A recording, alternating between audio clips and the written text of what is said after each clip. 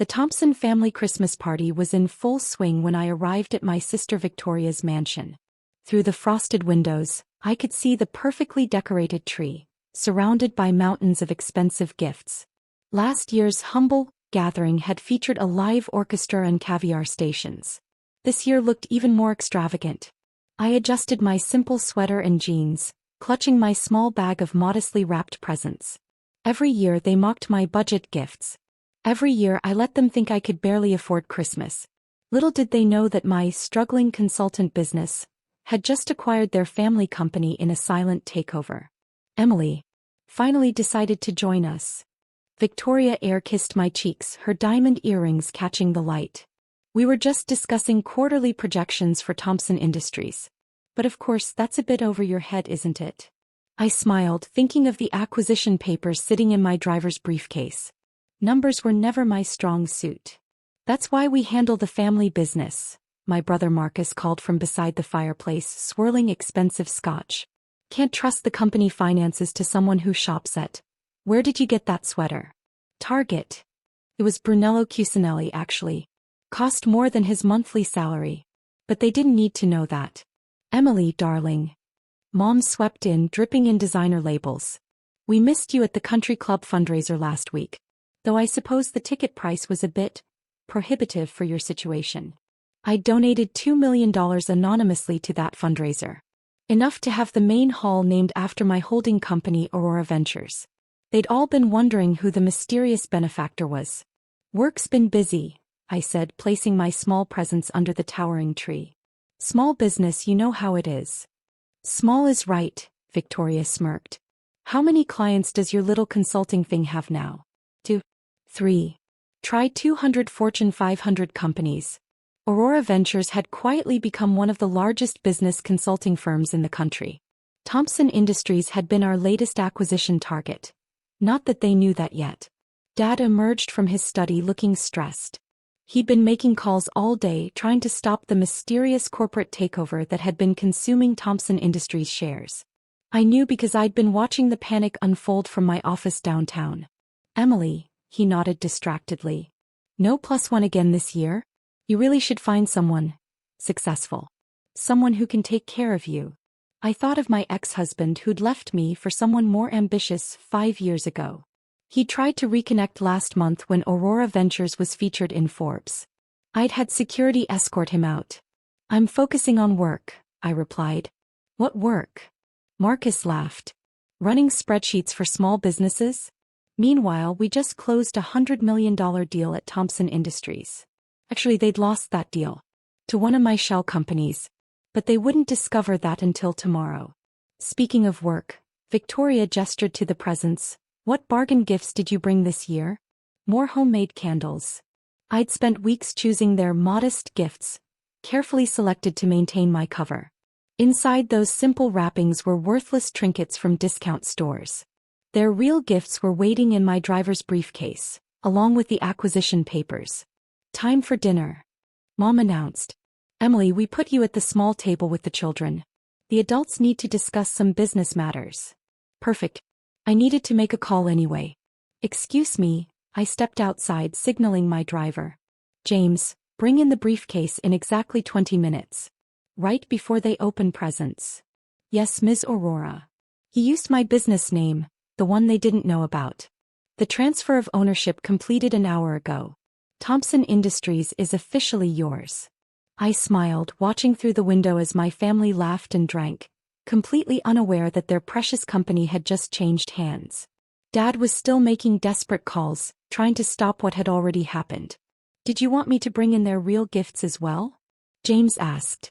No, I decided, thinking of the Cartier watches and Hermes scarves in the car. Let's see how they react to the cheap presents first. We can always give them the nice ones, if they survive the news. Back inside, I took my place at the children's table, listening to my family brag about their business success. In 20 minutes they'd learn what real success looked like. And I had front row seats for the show. Present time. Victoria sang out, gathering everyone around the massive Christmas tree. Her twin boys were already tearing into expensive packages, revealing the latest gaming consoles and designer clothes. I checked my watch. 3 minutes. Emily, why don't you give out your gifts first? Marcus suggested with a smirk. Get the modest offerings out of the way. The family arranged themselves on imported Italian leather sofas, wearing identical expressions of condescending amusement. Last year they turned my handmade gifts into a running joke for months. This year would be different. Well, I started reaching for the first poorly wrapped package. For Mom. The doorbell chimed. Who could that be? Victoria frowned. Everyone's here. James entered, crisp in his uniform, carrying a leather briefcase. Pardon the interruption. Ms. Aurora, the documents require your immediate attention. The room fell silent. No one had ever seen my driver before. They thought I took the bus. Aurora. Dad's face scrunched in confusion. Your last name is Thompson. Actually, I took the briefcase. Aurora is my business name. The one I use as CEO of Aurora Ventures. Marcus laughed uncertainly. Aurora Ventures? The company that's been buying up shares of Thompson Industries. The same. I opened the briefcase, removing thick folders. Though as of an hour ago we own controlling interest. Thompson Industries is now a subsidiary of Aurora Ventures. The color drained from Dad's face. That's impossible. We've been fighting that takeover for months. I know. I smiled. I've been watching you try to stop it. Those emergency board meetings?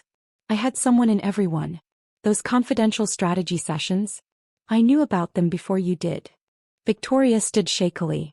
But you're just a small-time consultant. That's what you chose to believe. I started distributing folders. Here are the transfer papers. Your new positions are outlined, assuming you keep them. Keep them. Marcus sputtered.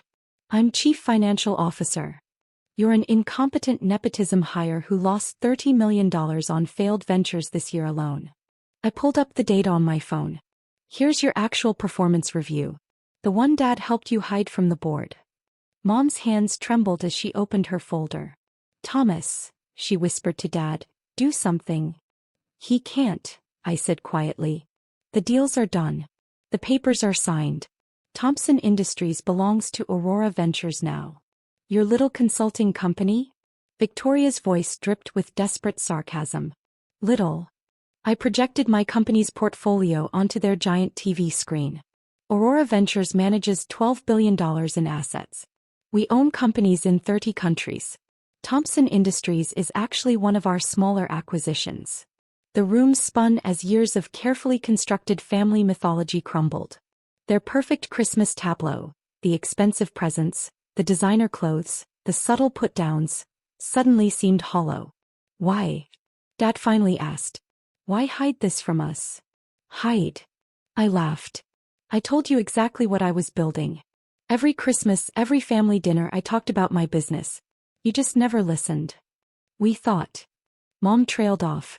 You thought I was failing, I finished. It was easier than admitting I might succeed without your help. Without the Thompson name opening doors. Victoria clutched her wine glass.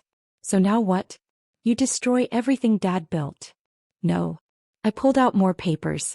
I'm saving what he built. From all of you. The performance charts were damning. Years of decline hidden under creative accounting. Failed projects covered up by Dad's connections. A once great company being bled dry by entitled children who'd never earned their positions. Marcus, I turned to my brother. Your department's losses would have bankrupted the company within 2 years. Victoria, your executive initiatives were basically money laundering schemes. That's not true, she protested. Page 6, I replied calmly. Full audit results. The SEC would be very interested in how you've been moving money through shell companies. Dad slumped in his chair. You're going to ruin us. Actually, I'm offering you a choice. I opened another folder. Option 1. Keep your jobs, but with strict oversight and performance requirements. Real work, no more vanity titles. And option 2? Marcus asked. Generous severance packages. Enough to maintain your lifestyles for a few years while you figure out how to actually earn a living. The Christmas tree lights twinkled mockingly as they absorbed their new reality. Mom's perfect holiday tablescape suddenly looked like a movie set. Beautiful but fake. You can't do this, Victoria whispered. We're family. Family. I stood smoothing my cheap sweater. Was it family when you told the board I was too simple to understand business? When you blocked my promotion 5 years ago because it would embarrass the Thompson name? James appeared at my elbow. Ms. Aurora, your other appointments? Right. I checked my watch. You have until New Year's to decide. Severance or supervision. Choose wisely. Wait, Mom called as I turned to leave. Your presents. You haven't opened them. I looked at the expensive packages with my name on them, last-minute gifts bought by assistants, chosen to emphasize the wealth gap they thought existed. Keep them, I said softly. Consider them severance bonuses. But your gifts to us. Victoria gestured at the small packages still under the tree. Oh, those. I smiled. Just some things from Target. Since that's where you thought I shopped. The look on their faces. Priceless. Better than any Christmas gift they could have bought. New Year's Eve found me in my penthouse office, watching fireworks explode over the city. The view from the top floor of Aurora Tower, formerly Thompson Building, was spectacular. On my desk sat 5 sealed envelopes, one from each family member containing their decisions. Would you like to open them now, Ms. Aurora? James asked, arranging champagne in 2 glasses. Might as well start the year with clarity. I picked up the first envelope. Dad's distinctive handwriting. Stay for this. You've earned the show. Dad's letter was predictably prideful. I choose option 1. Someone needs to protect the Thompson legacy. I snorted. He'll learn what real oversight means tomorrow. Mom's was brief. I'll take the severance. Your father made his choice, but I know when I'm beaten. Well played, darling. Victoria's was tear-stained. Option 1. But know that I'll never forgive you for this. Marcus's response was typical. Severance. I'd rather start over than work for my little sister. The last envelope was from my youngest sister, Katie, the only one who'd ever shown me genuine kindness. She'd been quiet at Christmas watching the drama unfold. Dear Emily, her letter read, I choose option 3, if it's still available. I want to learn the business properly from the ground up. No shortcuts, no family favors. Just a chance to earn my place. I smiled, remembering how Katie had defended me years ago when the others mocked my ambitions. James, make a note. Katie starts Monday in entry-level operations. And the others? Dad gets his wish to protect the legacy. As a middle manager with strict supervision. Let's see how he handles actual accountability. I poured champagne, watching more fireworks paint the sky. Send Mom her severance papers. First payment starts next week. Enough for a comfortable life, not an extravagant one. Victoria. Put her under our best compliance officer. The first hint of financial manipulation, she's out. I sipped my champagne. And Marcus. Already cleared out his office. Good. Send his severance to his new address. That studio apartment he had to rent after we foreclosed on his mansion. The intercom buzzed. Ms. Aurora? Your family is here. I checked the security feed. They stood in the lobby, Dad looking diminished in off-the-rack clothes, Mom without her designer bags, Victoria missing her signature jewelry, Marcus in last season's suit. Only Katie looked comfortable, dressed practically for the weather. Send them up, I decided. Time to start the new year with some truth. They filed into my office like chastened schoolchildren, taking in the spectacular view, the elegant furnishings, the clear symbols of power they'd never noticed I possessed. Nice office, Katie said sincerely. When do I get my cubicle downstairs? Monday. HR has your paperwork ready. I gestured to the seating area. The rest of you, let's discuss your new roles. Roles. Marcus scoffed. I took the severance. Yes, and your first check will cover this month's rent. Quite a change from your 5-bedroom mansion, isn't it? Mom clutched her outdated purse. Emily, surely we can discuss this as a family. We are, I cut her off. The same way you discuss my career choices every Christmas. How does it feel being on the other side? Dad stepped forward. I'm ready to start my new position. The Thompson name still carries weight. Not anymore. I projected the morning's press release. Thompson Industries is being rebranded as Aurora Global. New logo, new management, new culture. Victoria gasped. You're erasing our family's legacy. No, I'm saving the company from your family's mismanagement. I pulled up more charts. Since the takeover announcement, stock prices are up 40%. Investors love the idea of actual qualified leadership. And where do I fit in? Katie asked quietly. I smiled at her. You start in operations, learning every aspect of the business. In 5 years, if you work hard, you might make management. In 10, who knows? That's what I want, she nodded.